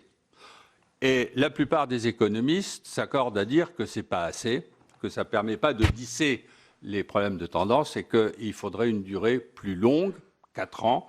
Et nous sommes quelques-uns à avoir écrit à M. Moscovici pour lui demander de bien vouloir reconsidérer la méthode de calcul sur le potentiel. Mais l'autre élément sur le potentiel, c'est qu'effectivement, il y a un écart entre le potentiel réalisé par la France et ce que demande la Commission. 0,8 pour ce qui est de la Commission, 0,4 pour ce qui est de la France, si ma mémoire est bonne. Mais je crois que là, ce qui est important de voir, c'est que ce que nous demande la Commission, ça reviendrait à tuer la croissance. C'est-à-dire qu'on est tout à fait dans le dispositif que Molière a décrit, hein, le docteur Diafoirus. Le client est guéri. Bon, il est mort, mais il est guéri. Bon, eh bien, c'est ce que demande la Commission, et je pense que nous avons raison de lisser notre effort et de faire en sorte qu'on avance progressivement vers la résolution des déficits, vers la croissance, vers la création d'emplois.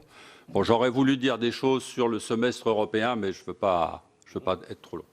Merci à Richard Yung. André Gattolin va prendre la suite. Merci, Madame la Présidente. Le dernier Présidente. intervenant sera François Marc. Merci, Madame la Présidente. Monsieur le Premier Président, mes deux questions rapides s'écarteront peut-être un peu du rapport toujours excellent que vous produisez sur nos finances publiques. La première, elle concerne la réserve de précaution. Parce que cette année, elle atteint un niveau record de 8% et on peut avoir quelques questions de savoir si l'usage qu'en fait le gouvernement est totalement dans la logique de la gestion des aléas d'exécution. Alors je voudrais savoir si la Cour des comptes a des préconisations quant au niveau de réserve qu'il serait souhaitable d'établir pour mieux encadrer son usage. Ça, c'est la première question. Et puis, la seconde question, également un petit peu plus conjoncturelle, concerne la politique d'émission d'obligations du Trésor. Le mois dernier, vous avez pointé dans votre rapport sur le budget de l'État en 2015 le trompe-l'œil que constitue le désendettement opéré par l'émission d'obligations de souches anciennes, puisque cela accroît le service de la dette. Alors on voit bien l'intérêt de cette politique à court terme, et ma question porte justement sur le long terme, c'est-à-dire au-delà du constat, et malgré l'incertitude qu'il y a sur l'évolution des taux, avez-vous un avis quant à cette politique, et si oui, est-ce que vous considérez qu'elle relève d'une bonne gestion des deniers publics sur le long terme? Je vous remercie. Merci André Gattolin. François Marc. Merci Madame la Présidente. Je souhaitais remercier Didier Migaud et son équipe pour le document très fouillé qui nous est présenté sur la situation et les perspectives des finances publiques. S'agissant de la situation, moi je retiens trois choses, des éléments qui nous sont soumis. La première chose qui est dite, c'est que le déficit budgétaire a été inférieur à ce qui était envisagé dans la loi de programmation pour les deux exercices analysés, et que c'est un élément plutôt rassurant. Le gouvernement a fait mieux que ce qui était annoncé. Deuxième point, il est dit aussi que les prévisions du gouvernement sont réalistes pour 2016. L'élément également rassurant, me semble-t-il. Et puis, troisième élément que je considère comme positif dans le rapport, c'est lorsqu'il est souligné les apports positifs de la rénovation de la gouvernance européenne des finances publiques, et en particulier sur le rôle du Haut Conseil des finances publiques et les lois de programmation des finances publiques. Donc je crois qu'il y a aujourd'hui, au niveau de la méthode, une évolution que l'on peut saluer parce que les choses sont plus rigoureuses et on a une analyse plus satisfaisante de la situation et des perspectives. Donc ça, ce sont des points qu'il faut évidemment saluer.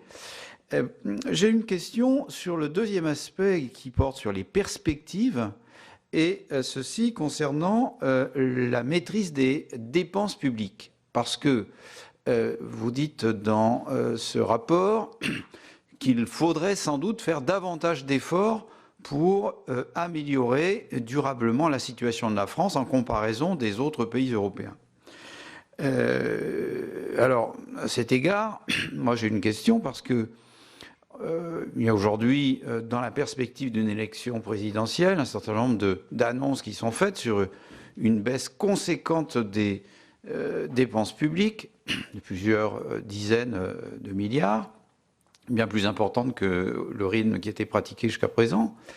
Alors, sans doute qu'on en apprendra plus dans les mois qui viennent sur quel chapitre ces économies seront faites de dépenses, mais ça c'est un autre problème.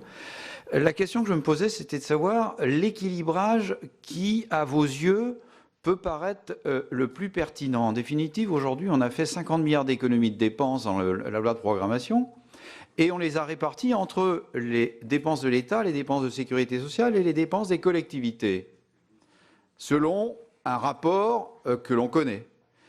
Donc, si on doit augmenter l'effort, comme vous le préconisez, est-ce que vous souhaitez qu'on porte l'effort davantage sur l'une ou l'autre de ces trois composantes?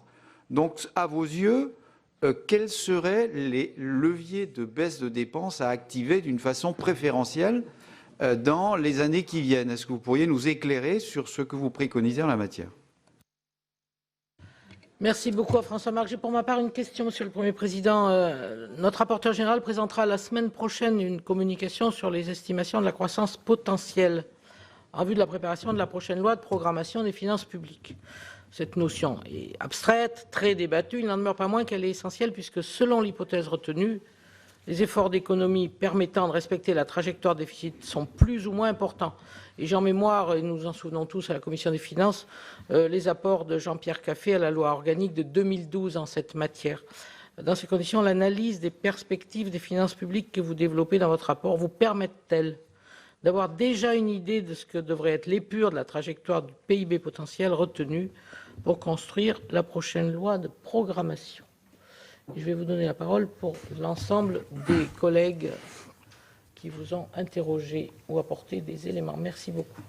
Merci beaucoup, Madame la Présidente. Je vais essayer de répondre aux questions qui m'ont été posées, puis le Président Brié complétera. Moi, peut-être, avant que le Président Brié n'apporte quelques réponses plus ponctuelles,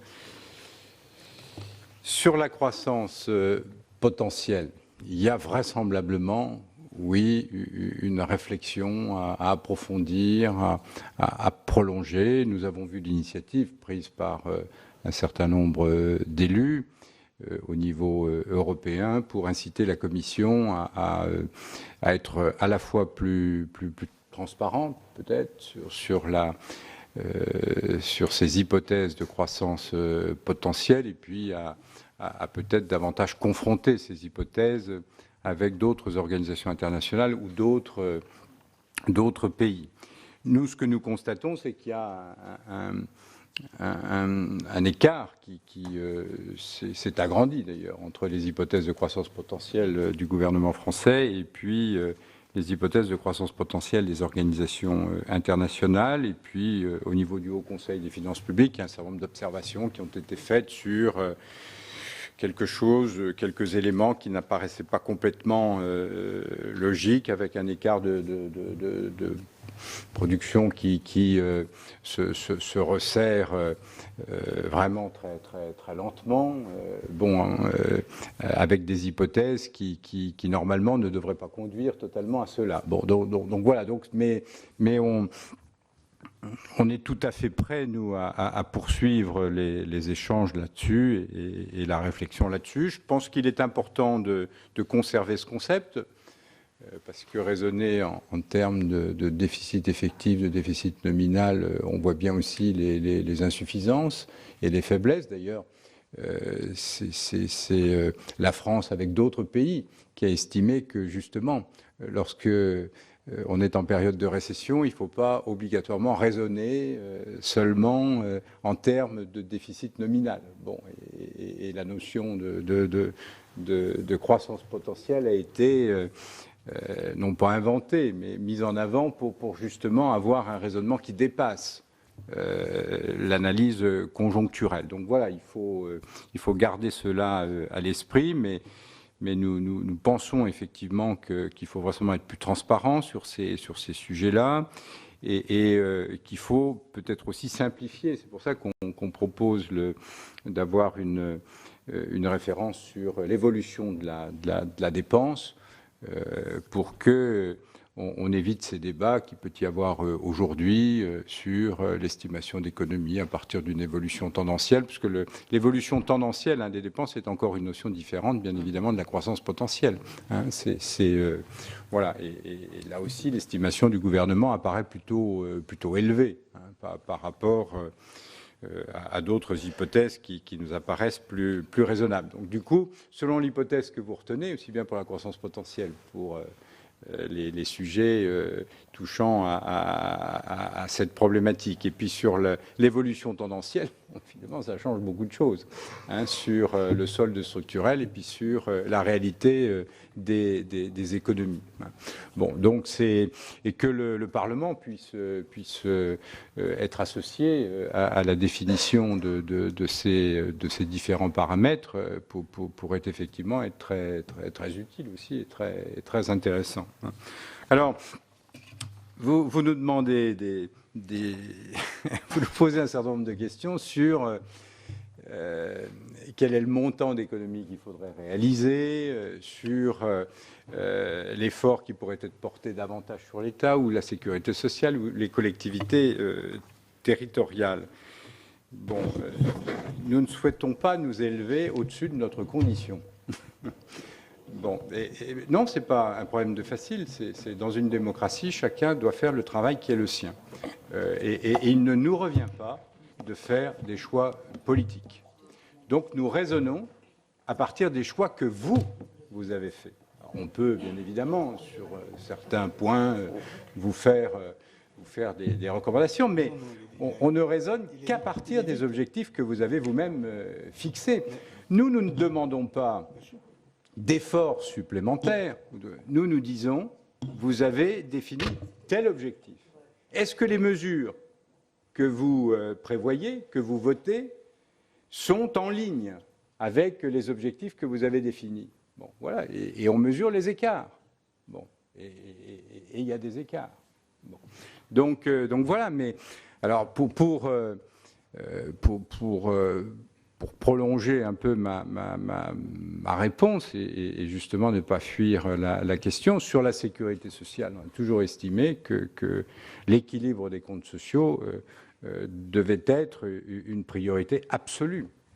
À partir du moment où un déficit des comptes sociaux apparaît effectivement comme étant une anomalie qu'on puisse avoir, compte tenu d'une conjoncture plus difficile, un déficit des comptes sociaux une année donnée, ou bien 2 années. Bon, mais l'avoir sur une période aussi longue, bon, c'est dangereux. Bon, et c'est surtout pas juste, parce que du coup, la dette sociale, il faut bien la rembourser.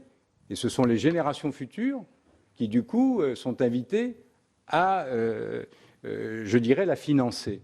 Bon, alors qu'ils auront suffisamment, je pense, de problèmes devant eux. Bon, donc voilà, c'est ce que nous disons. Donc là aussi, ça doit être effectivement une priorité. Bon, quand on dit sur les collectivités territoriales, effectivement, le solde au niveau des collectivités territoriales a contribué positivement à la réduction du déficit public. Il faut ajouter que les dépenses de fonctionnement des collectivités territoriales continuent elles-mêmes d'augmenter. Alors même si elles augmentent à un rythme moins fort que les années précédentes, comme le fait d'ailleurs l'État. L'État qui avait d'ailleurs fait ce mouvement bien avant les collectivités territoriales. Le solde positif des collectivités territoriales, il est la conséquence de la chute de l'investissement. Bon, il faut aussi en avoir conscience. Bon, alors, ça s'explique par un certain nombre de raisons, le rythme des élections, mais pas seulement. Bon, il y a aussi d'autres explications vraisemblablement apportées. On aura l'occasion d'y revenir dans le cadre de notre rapport sur les finances locales. Donc voilà, donc nous n'avons pas de fétichisme ou de dogmatisme. Alors j'entends aussi ce qui est dit, mais attention, si on réduit la dépense, il peut y avoir des conséquences humaines. Oui, mais je vous invite à vous interroger sur le décalage qu'il y a entre le niveau de la dépense et les résultats. Bon, il y a beaucoup de politiques publiques qui comprennent des effets d'aubaine. Bon. Et voilà, nous vous invitons, vous le faites d'ailleurs au Sénat, à vous interroger davantage sur l'exécution, sur la réalité, je dirais, de l'exécution des objectifs que vous définissez. Bon. Est-ce que de temps en temps, vous ne ciblez pas insuffisamment un certain nombre de politiques publiques? Bon, donc voilà, donc c'est dans ce que nous recommandons, c'est souvent faire des choix plus explicites, bon, remettre en cause un certain nombre de dispositifs qui n'ont pas démontré leur efficacité, avant même de mettre en place de nouveaux dispositifs, mais très souvent les uns et les autres s'empilent. Bon, et donc du coup, ça fait des dépenses supplémentaires. Bon, réexaminer les missions des administrations publiques prises dans leur ensemble, davantage ciblées. Donc il y a un certain nombre de choses. À chaque fois d'ailleurs qu'on vous remet des rapports, ce n'est pas l'objet de ce rapport-là, mais à chaque fois qu'on vous remet des rapports sur telle ou telle politique publique, on voit bien ce décalage. Et ce qui caractérise la France, c'est une relative indifférence par rapport à ce décalage. Une fois de plus, un niveau de dépenses publiques plutôt élevé, il ne nous appartient pas de l'apprécier, mais quand on le regarde objectivement, il est élevé par rapport à ce que font les autres pays. Quand vous mesurez les résultats, bon, on n'est généralement pas sur le podium.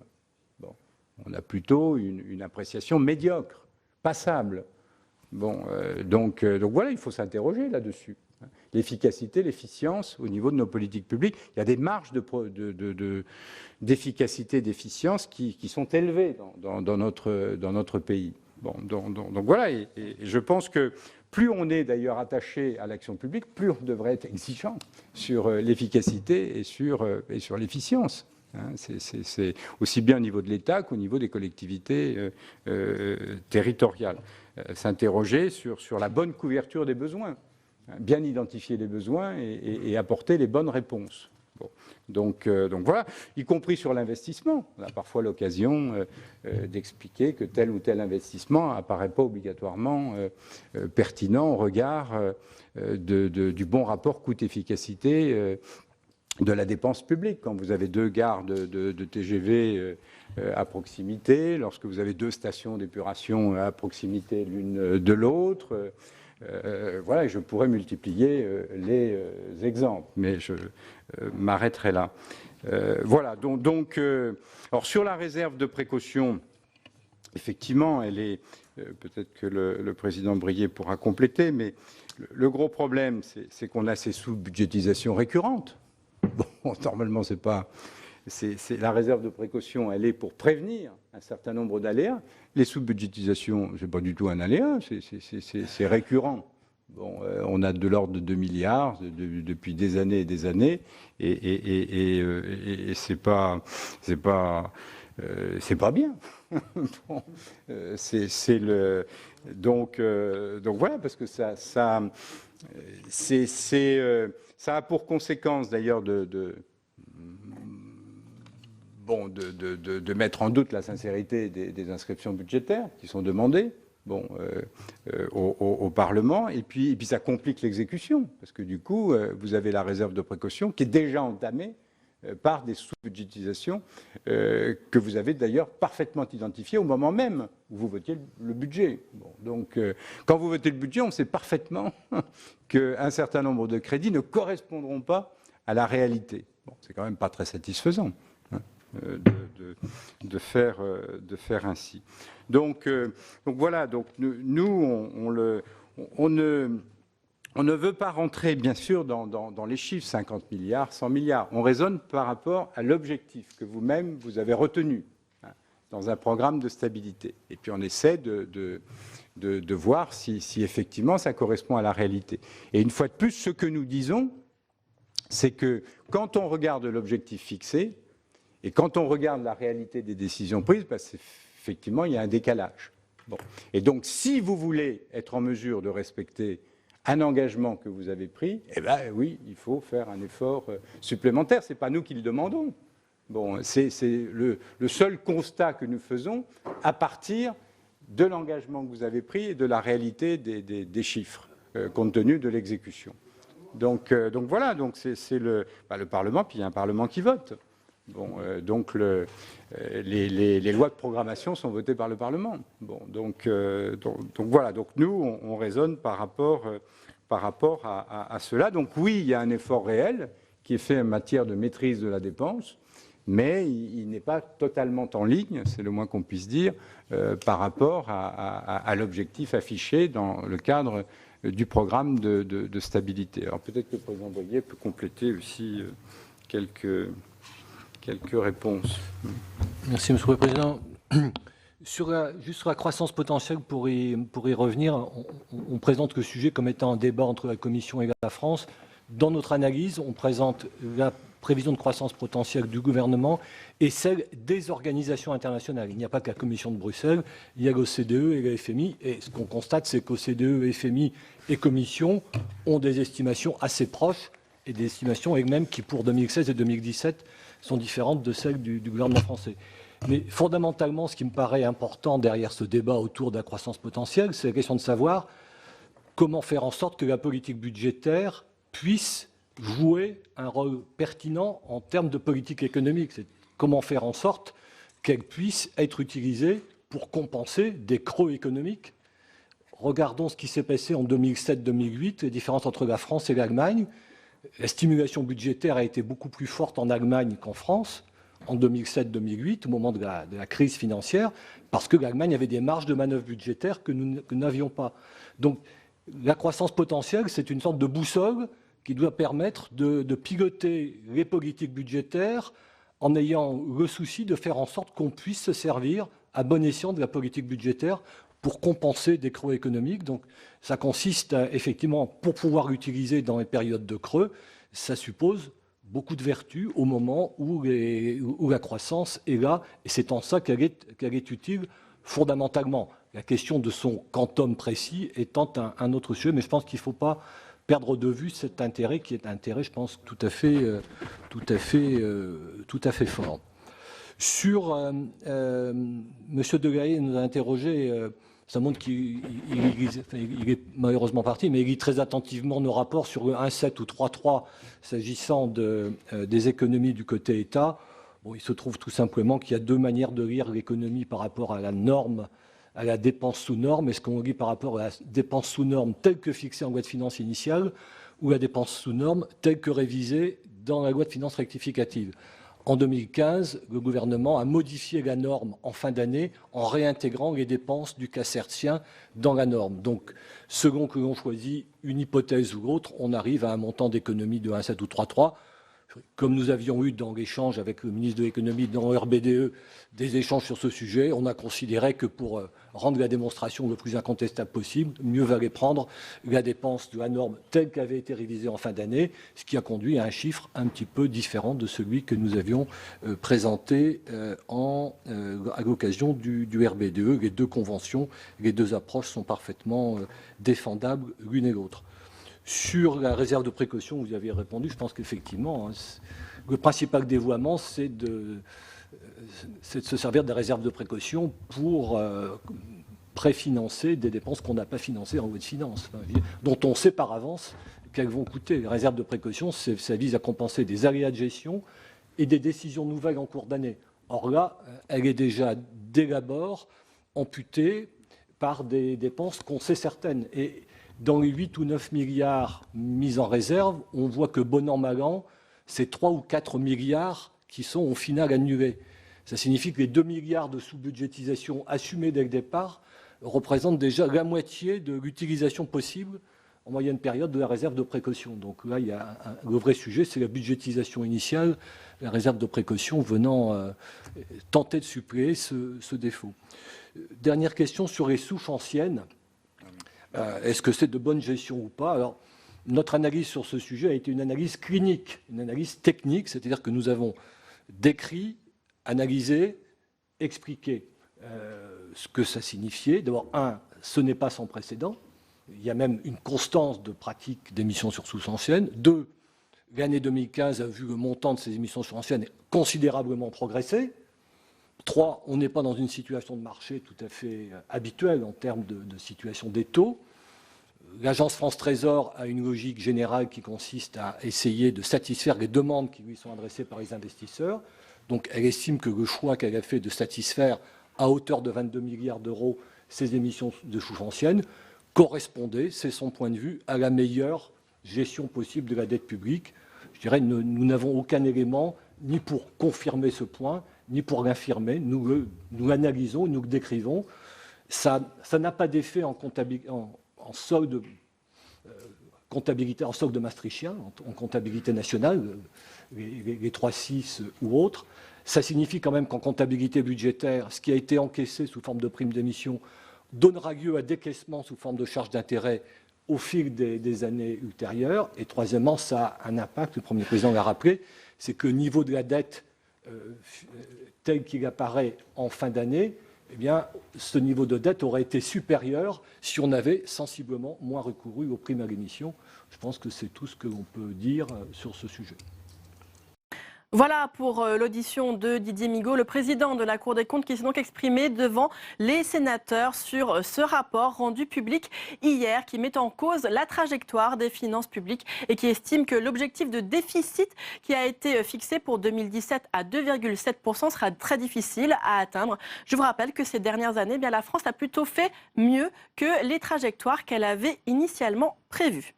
Vous pouvez toujours voir et revoir toutes les auditions sur notre site publicsénat.fr. Prochain rendez-vous de l'actualité parlementaire cet après-midi à 15h pour Sénat 360, présenté par Jérôme Rabier. Très bonne journée sur les chaînes parlementaires.